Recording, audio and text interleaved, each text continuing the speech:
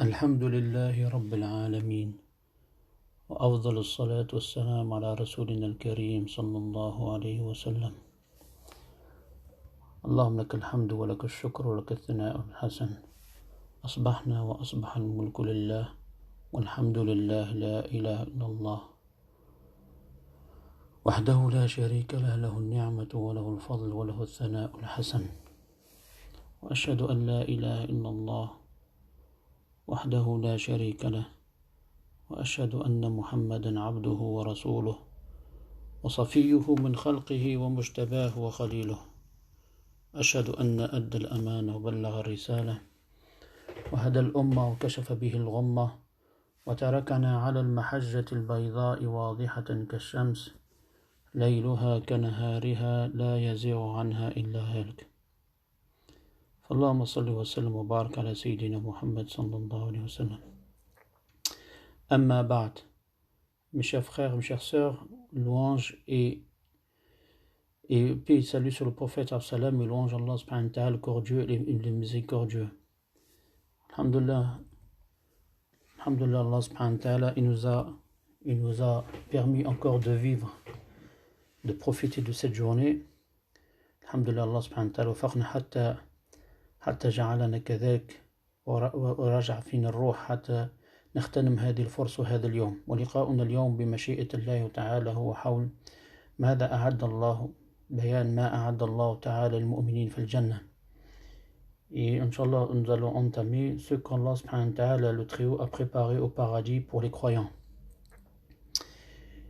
Donc, Allah subhanahu wa ta'ala يقول بعد أعوذ بالله من الشيطان الرجيم بسم الله الرحمن الرحيم إن المتقين في جنات وعيون ادخلوها بسلام آمنين ونزعنا ما في صدورهم من غل إخوانا على سرر متقابلين لا يمسهم فيها نصب وما هم منها بمخرجين.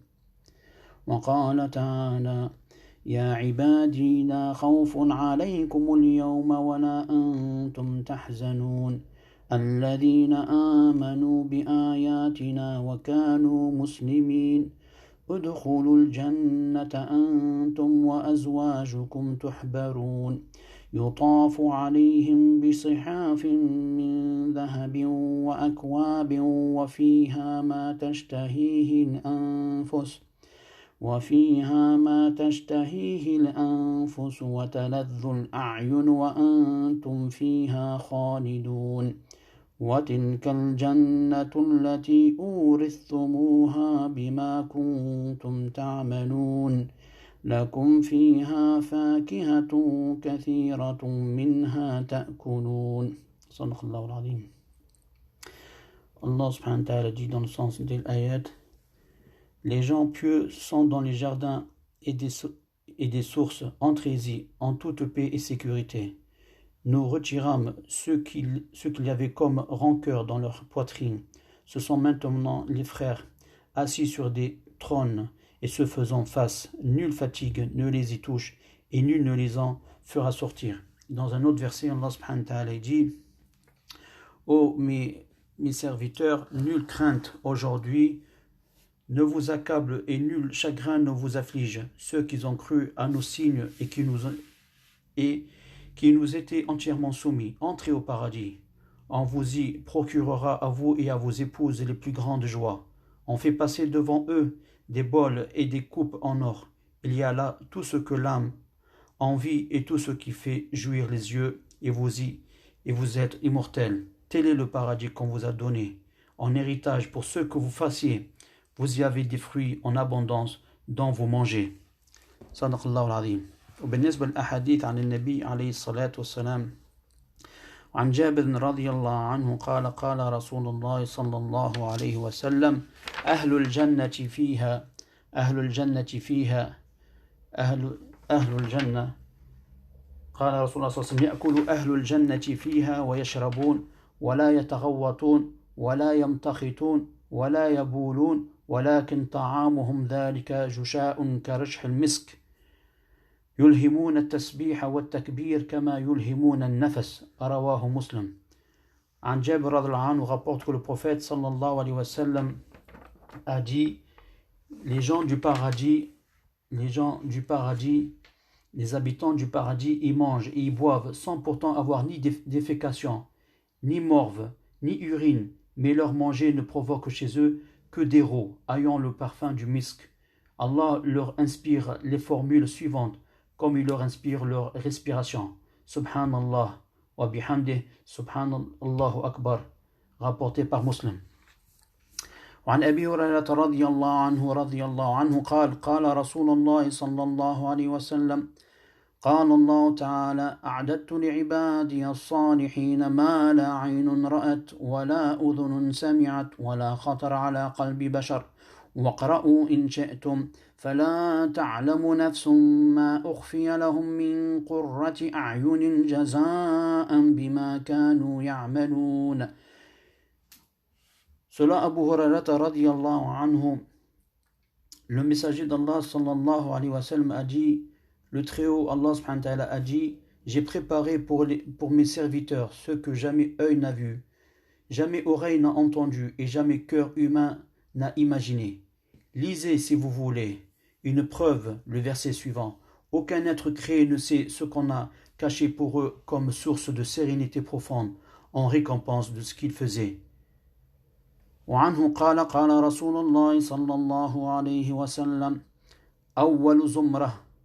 أول زمرة يدخلون الجنة على صورة القمر ليلة البدر ثم الذين يلونهم على أشد كوكب دري في السماء إضاء لا يبولون ولا يتغوطون ولا يدفنون ولا يمتخطون أمشاطهم الذهب ورشحهم المسك ومجامرهم اللؤلؤ عود الطيب أزواجهم الحور العين على خلق رجل واحد على صورة أبيهم آدم 60 ذراعا في السماء متفق عليه. Selon lui aussi, le messager d'Allah sallallahu alayhi wa sallam a dit: le premier groupe d'hommes qui entreront au paradis auront la splendeur de la pleine lune. Ceux qui les suivront auront l'éclat de la plus brillante étoile du firmament. Ils n'ont ni urine, ni défécation, ni salive, ni morve. Leurs peignes seront d'or, leur sueur aura l'odeur du misk, leur encens sera le costus riche racine d'Arabie et de l'Inde qui dégage en le brûlant un parfum suave et très apprécié en Orient. Leurs épouses seront les houris, les femmes du paradis aux beaux yeux. Ils auront tous l'aspect d'un même homme et à l'image de leur père Adam. Ils s'élancent dans le ciel avec une stature Il s'élance dans le ciel avec une stature de 60 coudées. Subhanallah. وعن المغيرة بن شعبة رضي الله عنه عن رسول الله صلى الله عليه وسلم قال: ماذا قال هذا الصحابي الجليل؟ قال: سأل موسى عليه السلام ربه ما أدنى أهل الجنة منزلا؟ قال: هو رجل يجيء بعدما أدخل أهل الجنة فيقال له أدخل الجنة فيقول: أي ربي كيف وقد نزل الناس منازلهم وأخذوا أخذاتهم فيقال له: أترضى أن يكون لك مثل ملك مالك من ملوك الدنيا؟ فيقول: رضيت ربي. فيقول: لك ذلك ومثله ومثله ومثله ومثله. فيقول في الخامسة: رضيت ربي. فيقول: هذا لك وعشرة أمثاله ولك ما اشتهت نفسك ولذت عينك. فيقول: رضيت ربي. قال ربي فعلاهم منزلا. قال: أولئك الذين أردت غرست كرامتهم بيدي وختمت عليها فلا ترى عين ولم تسمع أذن ولم يخطر على قلب بشر. الله أكبر. رواه مسلم. Selon Al-Mughira ibn Shu'ba radiyallahu anhu, le prophète sallallahu alayhi wa sallam a dit: Moïse demanda à Allah subhanahu wa ta'ala comment sera celui qui occupera le plus bas degré du paradis. Le plus bas degré, pas le haut, le plus bas degré du paradis. Et il dit: c'est un homme qui viendra avec eux. Il viendra après que tous les gens du paradis ils auront été introduits. Allah lui dit: entre au paradis. Il dit: Seigneur Allah, comment est-ce que est-ce que j'y entre alors que les gens ont déjà occupé leur place et reçu les biens qu'on leur y avait préparés? On lui dit, serais-tu satisfait d'avoir un royaume égal à celui de l'un des rois du bas monde? Il dit, Seigneur, j'accepte. Il dit, tu as cela, ainsi qu'un autre pareil, et un troisième, et un quatrième. Il dit au cinquième, Seigneur, j'accepte. Il dit, il a dit, tu as tout cela, et 10 fois plus encore. Tu as aussi tout ce que ton âme désire, et tout ce qui fait le délice de tes yeux. Il dit, Seigneur, j'accepte. Moïse alayhi salam dit, Seigneur, comment sera alors celui qui aura la plus haute position? Il dit, ceux-là ce sont ceux que j'ai voulu pour moi-même. J'ai planté de ma propre main l'arbre des honneurs qu'ils recevront, et j'ai placé sur lui un cachet. Ainsi, nul œil ne le voit, nulle oreille n'entend parler, et nul cœur d'humain ne se l'imagine. Rapporté par Muslim. C'est pour ça, mes chers frères, mes chères sœurs, alhamdoulilah, Allah subhanahu wa ta'ala, il a créé le paradis, il a aussi créé l'enfer. Et Allah subhanahu wa ta'ala, dans ses paroles, il nous a assuré et rassuré qu'il va les remplir. Il va remplir le paradis comme il va remplir l'enfer.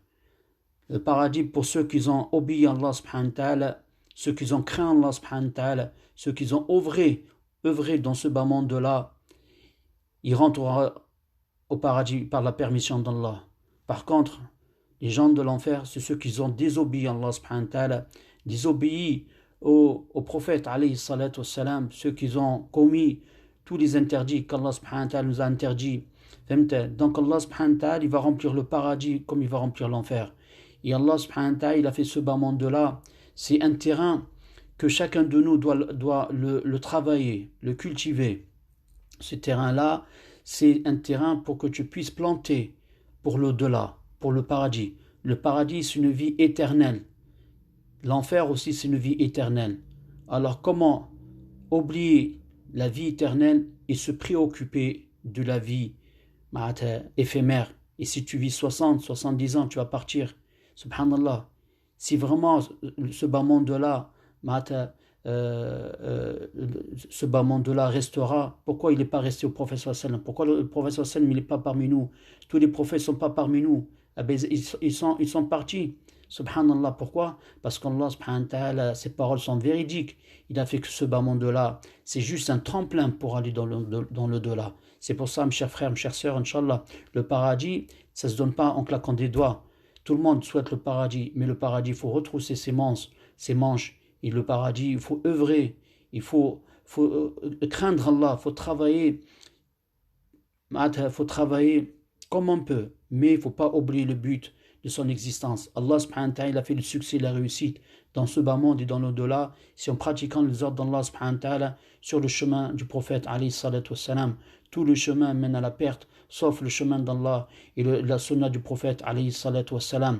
C'est pour ça, mes chers frères, beaucoup de personnes cherchent le succès et la réussite à travers le matériel, mais haqiqatan, le matériel, même si tu trouves le bonheur, ça va prendre quoi? Un moment, après ça y est, tu n'as plus de goût. Ça y est, ce bonheur va partir. Mais mon frère, ma soeur, quand tu es accroché à la corde d'Allah subhanahu wa ta'ala, et t'inquiète pas que Allah subhanahu wa ta'ala va te donner un bonheur continuellement, un bonheur continu, jusqu'à ce que tu meurs. Tu l'as, tu savoures, tu as la foi, tu aimes Allah, tu veux avancer, tu veux gagner le paradis.